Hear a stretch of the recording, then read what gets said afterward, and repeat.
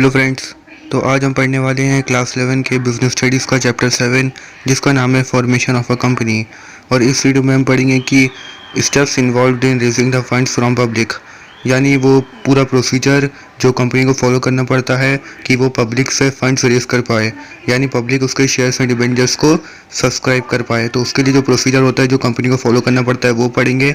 ये क्वेश्चन एक different form में आस्क किया जा सकता है कि steps involved at the stage of commencement of business. तो अगर इन दोनों में से कोई भी क्वेश्चन आए तो इसका आंसर यही होगा, और इस आंसर के 6 पॉइंट हैं। तो हम ये सारे पॉइंट डिटेल में डिस्कस करेंगे। तो चलिए वीडियो को शुरू करते हैं। शुरू करने से पहले आप हमारे चैनल स्वीट सीबीएसई पॉइंट को ज़रूर सब्सक्राइब करें, ताकि आपको एजुकेशन रिलेटेड ऐसे और वीडियो देखने को मिले। तो चलिए शुरू करते हैं। A public company can raise the required funds from the public by means of issue of shares and debentures. The steps involved in raising the funds from the public are. तो जो सबसे पहले स्टेप है वो है SEBI approval. SEBI यानी security and exchange board of India. तो जो ये बोर्ड है इसका अप्रूवल लेना पड़ता है कंपनी को। SEBI is regulatory body which controls the capital market of India to protect the interest of investors. तो SEBI एक रेगुलेटरी बॉडी है जो कंट्रोल करती है कैपिटल मार्केट के जो इन्वेस्टर्स हैं वो मार्केट में इन्वेस्ट करते रहे, और उनका जो इंटरेस्ट है वो public companies must submit all the relevant information with the SEBI before issuing shares and debentures. तो जो कंपनी चाहती है कि जो पब्लिक है वो उनके शेयर्स और डिबेंचर्स को सब्सक्राइब करे, तो उन्हें उनकी सारी information security and exchange board of India को देनी पड़ती है, जो भी रिलेवेंट है और ज़रूरी है, तभी वो पब्लिक को शेयर्स एंड डिबेंचर्स इशू कर सकते हैं। सेकेंड है वो है प्रोस्पेक्टस और statement in Leo of prospectus.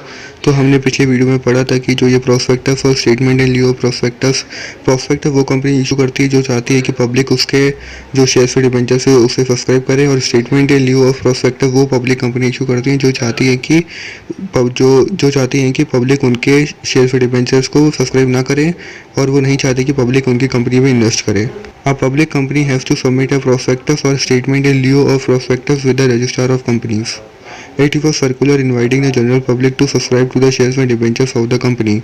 तो जो कंपनी चाहती है कि पब्लिक उनके शेयर्स और डिबेंचर को सब्सक्राइब करे, उनकी कंपनी में इन्वेस्ट करें, तो वो प्रोस्पेक्टस इशू करेंगी। फिर वो लोग वो प्रोस्पेक्टस को रजिस्ट्रार ऑफ कंपनीज को सबमिट कर देंगे, और जो कंपनी नहीं चाहती कि जो पब्लिक है उनकी कंपनी में इन्वेस्ट करे, वो statement in lieu of prospectus issue करेंगी और रजिस्ट्रार ऑफ कंपनीज को सबमिट कर देंगी। थर्ड स्टेप है वो है appointment of bankers, brokers and underwriters to receive and deposit application money. Bankers are appointed.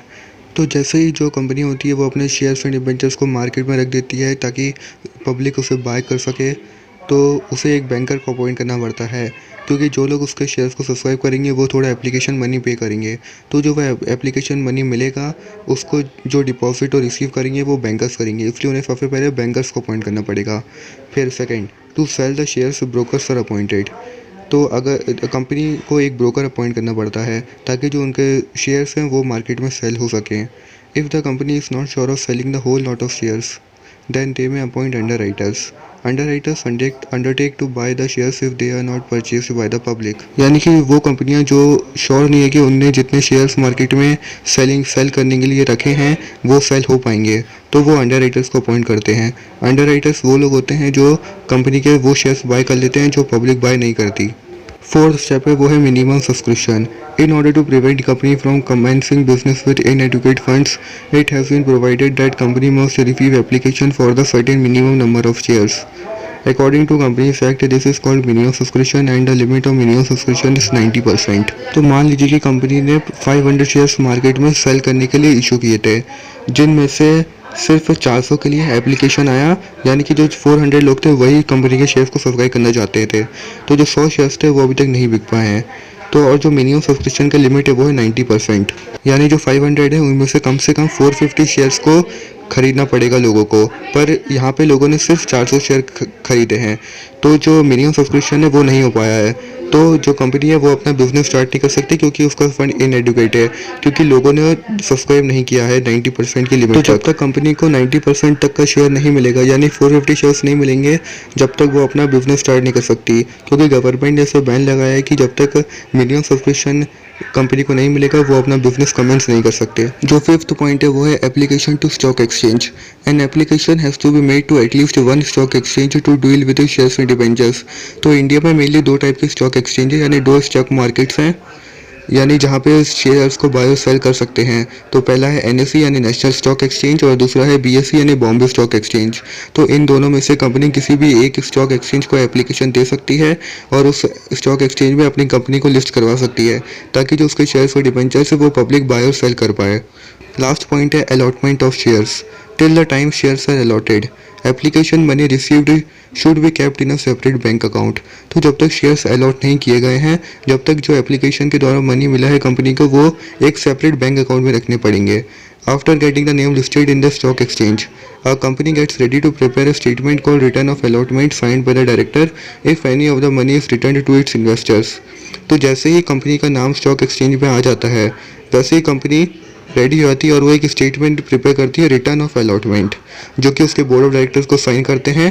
क्योंकि अगर कंपनी को ज़्यादा शेयर्स के लिए एप्लीकेशन मिल गया है, मान लीजिए कंपनी ने 500 शेयर्स को इशू किया था पर उसे एप्लीकेशन मिला है 600 शेयर्स के लिए, तो जो 100 शेयर्स है वो उसे रिटर्न करेगा और उसे रिटर्न करने के लिए उसे एक डॉक्यूमेंट बनानी पड़ेगी जो है रिटर्न ऑफ अलॉटमेंट, जिसको डायरेक्टर साइन करेंगे और जिन जिन इन्वेस्टर का वो चाहती है कि मनी रिटर्न कर दिया जाए उन सबको वो रिटर्न कर सकती है।